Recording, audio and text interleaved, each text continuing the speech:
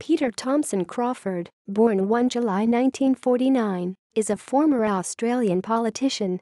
He was the Labor member for Balmain in the New South Wales Legislative Assembly from 1984 to 1988. Crawford was born in Ashfield in Sydney and attended Burwood Public School, Fort Street Boys High School and the University of Sydney, where he received his Bachelor of Arts and Diploma of Education.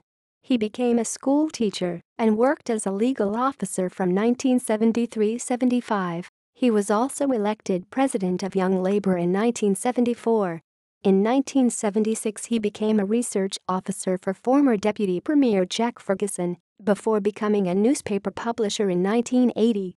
In that year he was elected to Leichhardt Council, serving until 1984. He briefly returned to teaching in 1983. In 1984, Crawford was pre-selected for the safe state Labour seat of Balmain, where the sitting MP Roger Degen retired. Crawford won easily, but in 1988 he was challenged by former Olympic swimmer Dawn Fraser, running as an independent.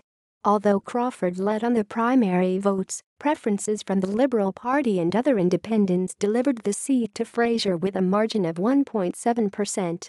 Crawford has not returned to politics. References